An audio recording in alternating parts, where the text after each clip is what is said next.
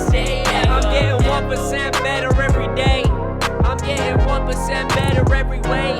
I'm waking up every day to a sunny day. No matter what the weather say, life is like a record, so just let it play.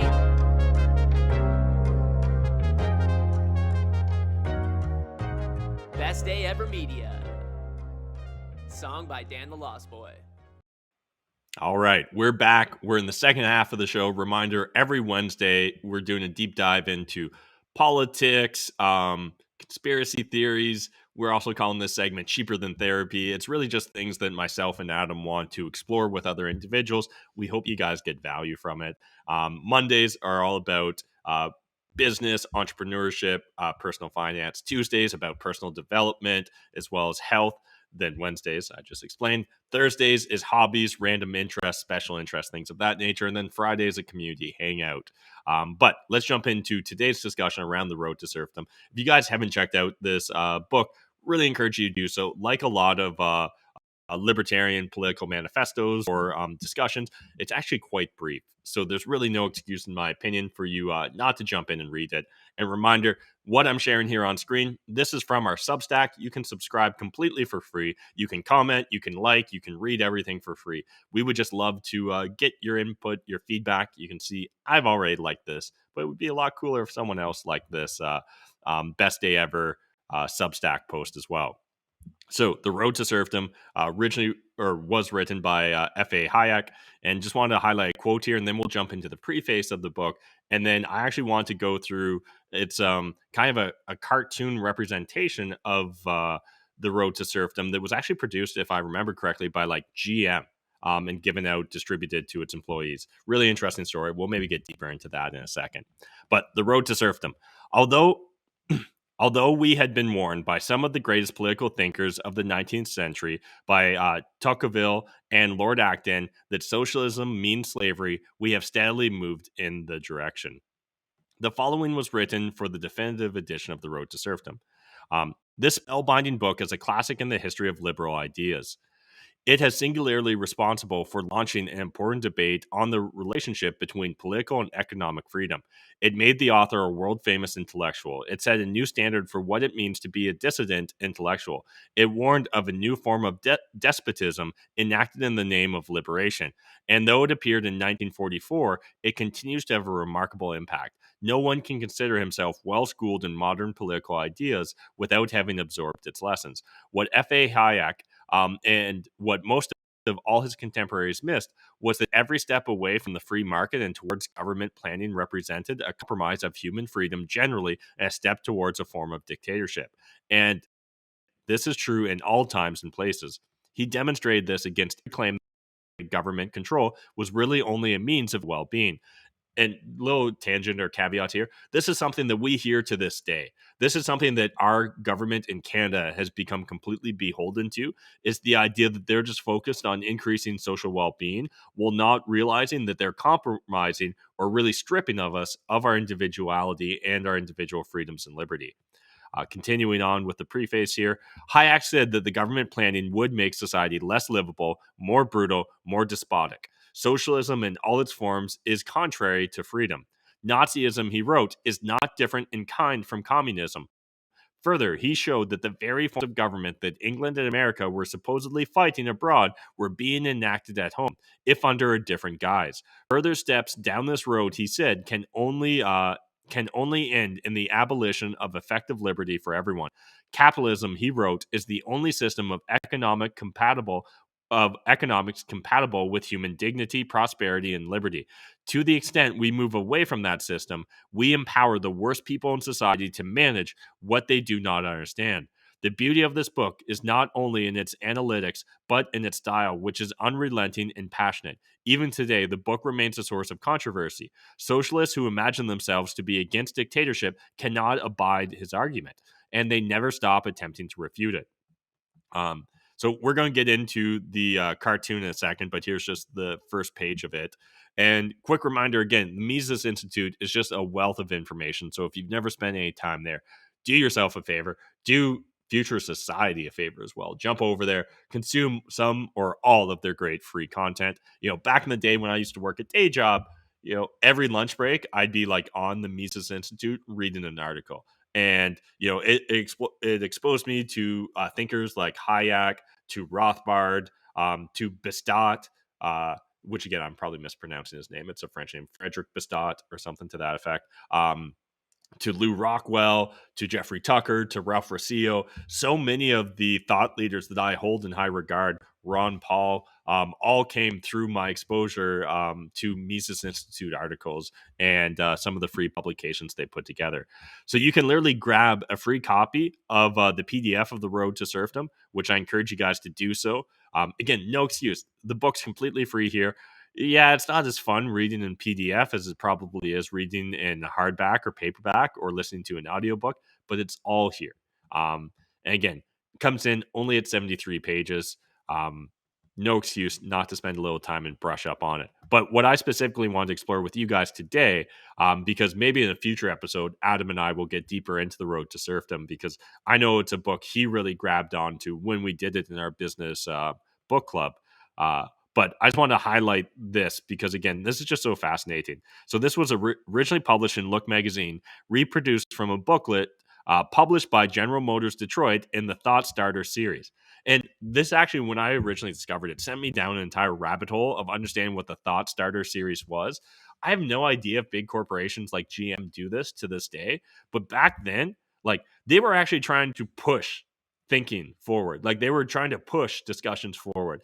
Maybe it's similar in some aspects to what you might be exposed to in Silicon Valley, but honestly, it feels like Silicon Valley, the vast majority of those corporations, entities, and employees have completely capitulated or been captured by like woke or critical race theory orthodoxy.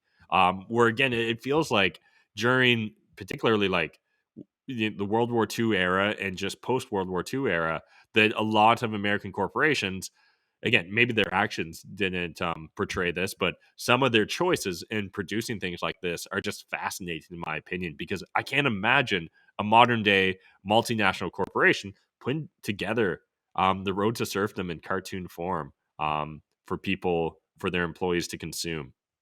But let's just go through it. I think there's 18 cartoons here. And again, big fanboy of all this. And I think this does a really solid job of trying to concisely break down many of the key aspects of the road to serfdom and how easy it is for ourselves, for society, for our political institutions to be captured by socialism through good intentions. War forces national planning. To permit total mobilization of our country's economy, you gladly surrender many freedoms. Regimentation was forced by your country's enemies. Stay on the job, right? And so, even just building upon that, we've discussed previously in it was James Wellesley's the moral equivalency of war, how so much of our language today is manipulated, right? Governments are constantly turning to the bellwether of war. So we've got a war on drugs, a war on terrorism, a war on poverty, right? Um, a war on wars. And the reason is they understand that a war, it feels like this completely existential threat to existence. And when you've got an existential threat to existence, it becomes very easy to justify sacrifices. That's what we saw play out over the last 2 years in regards to the COVID-19 pandemic. And it's what we're going to see with climate change or climate alarmism, depending on how you want to frame it. It's what we're going to see with a lot of green energy initiatives. It's what we're going to see with ESG scores. All this stuff will be framed as an existential threat. Because if it wasn't an existential threat, we wouldn't take it seriously and they wouldn't get their policies and practices implemented in a fast manner. So again, war forces national planning to permit total mobilization of our country's economy. And this doesn't just apply to literal war. This applies to the figurative war that we see the state trying to wage daily in all kinds of facets of our economy and social contracts. Point number 2, many want planning to stay. Arguments for a peace production board are heard before the war ends. Wartime planners who want to stay in power encourage this idea. What's good in war is good in peace. Again, this is a reoccurring theme where we see it's so difficult for governments ever to shrink or to reduce their bureaucracy. One, because there's just individual incentives there, right? The individual that has a full-time job trying to plan your economy or implement this rule or regulation or on this safety board, right? Or on this social program, that's their sole source of income. Suddenly that becomes the most important thing in their life, and they will fight tooth and nail to not only maintain the status quo, but to grow their bureaucracy, to grow their bureaucratic fiefdom. Moving on to point number 3. The planners promised utopias. A rosy plan for farmers goes well in rural areas. A plan for individual workers is popular in cities, and so on. Many new planners are elected to office. So again, planners are never short of ideas. Statists are never short of ideas, and they will promise anything and everything. But it's very rare that you actually get what you wanted, right? Things like, even let's just look at the dairy industry here in Canada. We've talked about it previously, but Canada pays the most for milk in the world. Literally the most. Argentina thought they paid the most, but then they got fact checked because Canada actually has more. Now, that's not because Canada doesn't produce milk. It's not because Canada doesn't have the room for farms. It's not because we don't have dairy cattle in Canada. It's simply because we've got supply chain management, right? It's because we've got the dairy board here in Canada that controls and restricts production. And we see this now with, oh man, it's been a while since I thought about this. But there's a term in agriculture in regards to the head of like dairy cattle you're allowed, your quota. And so literally we see through supply chain management the quota system. And so what that does is restrict the number of individuals that can produce milk. And so you can literally you could find your farm destroyed if you were to dare to try and produce dairy milk without being part of the dairy board, without buying into their quota system.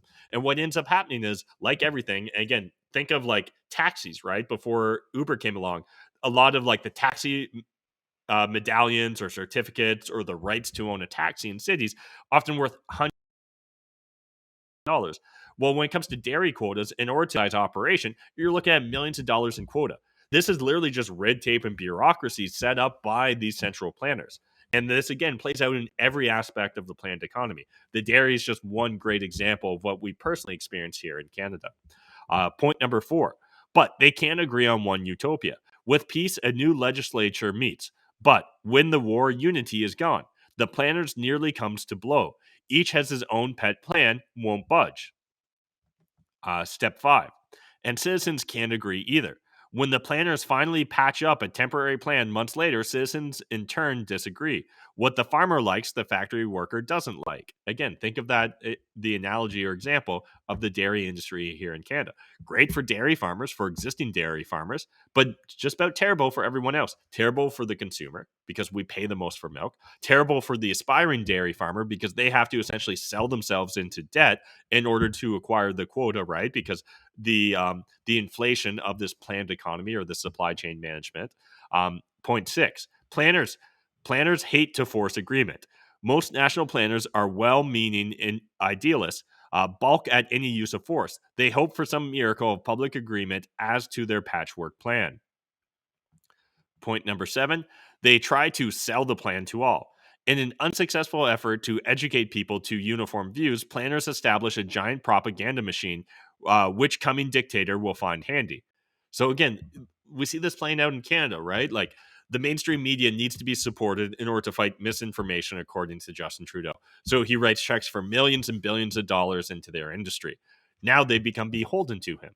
Um, if he or a future Canadian prime minister was to continue to go down the authoritarian bent, well, now they've got their propaganda machine already essentially in place. And again, I think the way a lot of people 50, 100 years ago thought this stuff would play out is it'd be very binary, right? You'd be hit over the head a la 1984. Um, but it turns out that George Orwell, while having fascinating insights into the potential future that we find ourselves in, it's more of a balance between A Brave New World from Aldous Huxley and George Orwell's 1984, where A Brave New World, essentially, they get you addicted and bought into their system and they try and lull you into complacency. Point number 8 here. The gullible do find agreement. Meanwhile, growing national confusion leads to protest meetings. The least educated, thrilled and convinced by fiery oratory from a party. And again, obviously, the first one that comes to mind here for a lot of us that know history is going to be either like Mussolini in Italy, or it's going to be version of fascism that played out with Nazism and Adolf Hitler. However, this also plays out in lots of other aspects, right? Think about some of the most craziest conspiracy theorists you hear. Think about some of like the woke ideology. There's the videos, mainly because I'm more libertarian leaning. I'm exposed to a lot of right leaning media, but you'll often see individuals protesting at college campuses when someone like a Steven Crowder is there to discuss, or a Ben Shapiro. Oftentimes the individuals protesting these talks have never actually consumed the content. They've never actually listened to the individual that's going to speak. All they did was listen to someone else be like, that man bad, we protest bad men because we good men. And it's this oversimplification of any discussion and nuance that results in this fiery orator being able to hijack parties. And again, if you're on left leaning, you might be thinking of Donald Trump right now. Number 9, confidence in planners fades. The more that the planners improvise, the greater the disturbance to normal business. Everybody suffers. People now feel rightly that planners aren't getting things done. Let's get a man who can make a plan work. The strongman, part 10 here, the strongman is given power.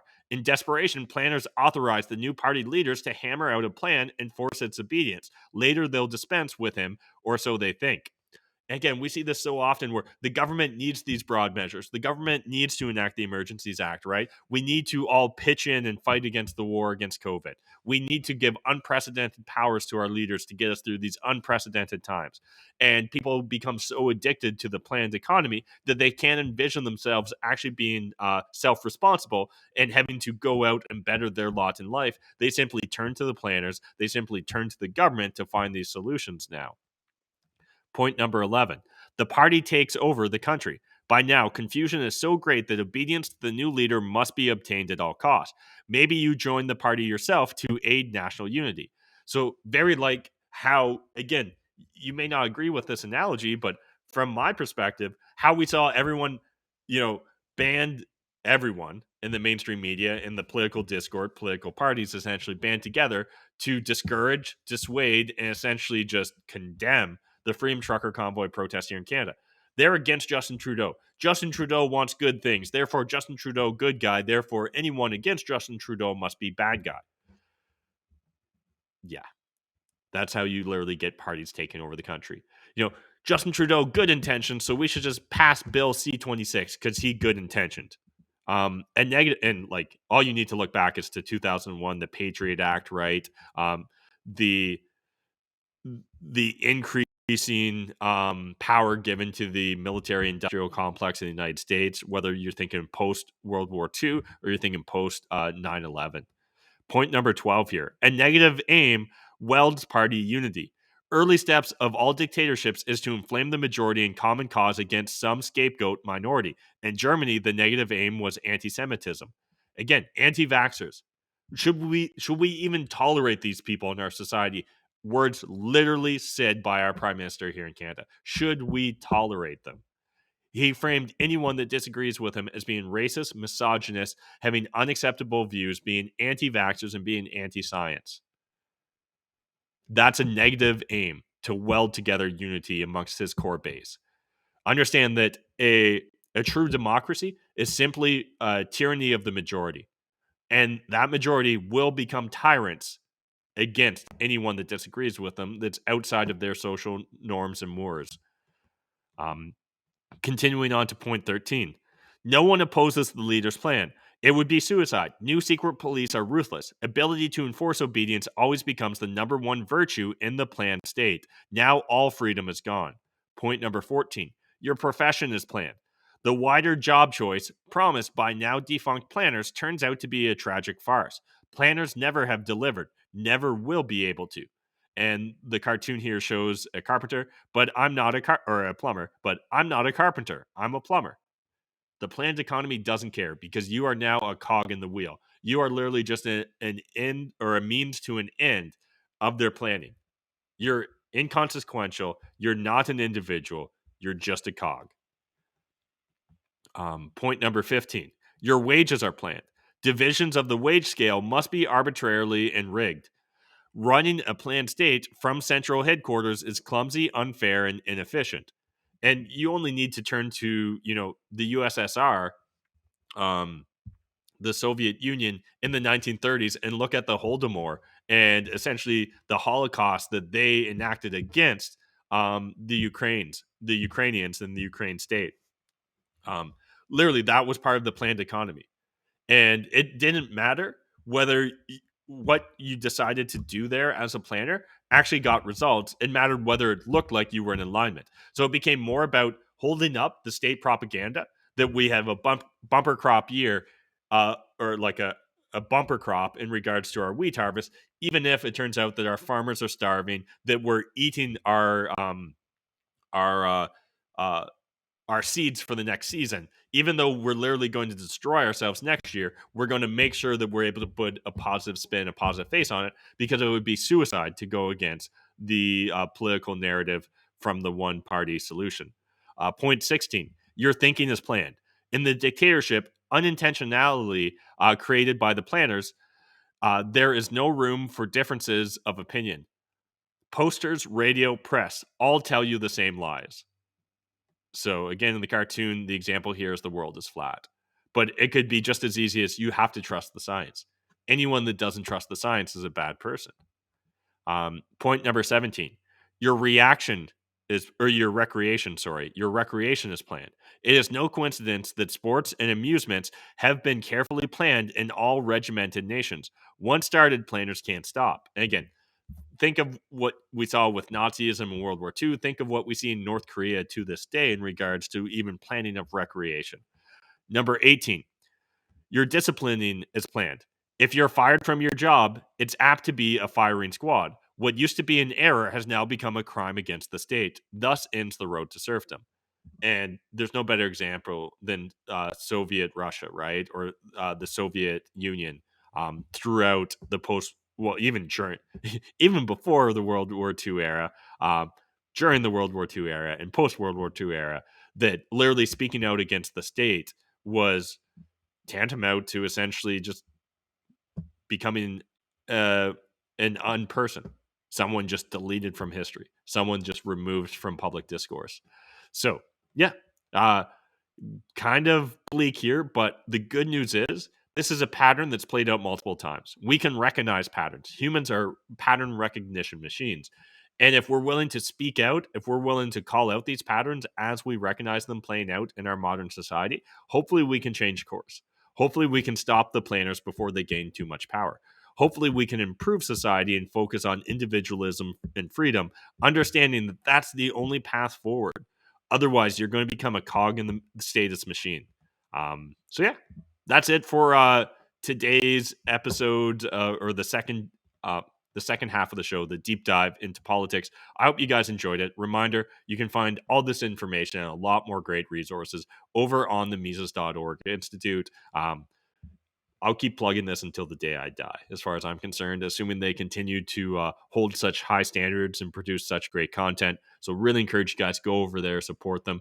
There's also some great books they've got for sale if you want hardback copies.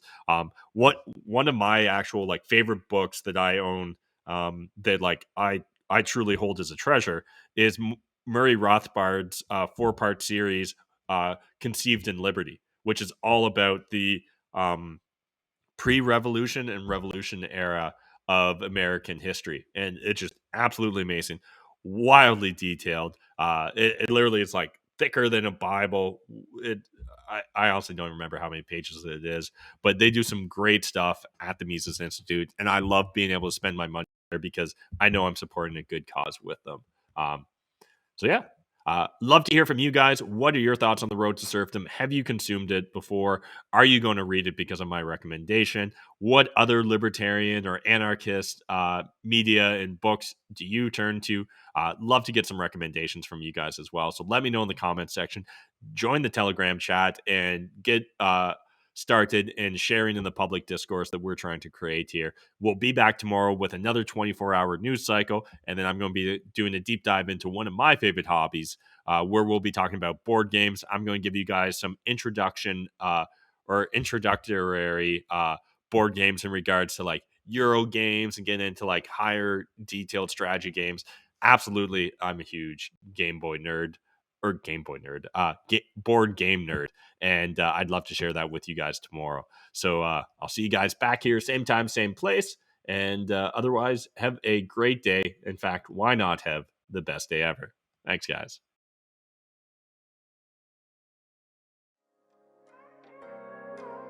They say life is what you make it.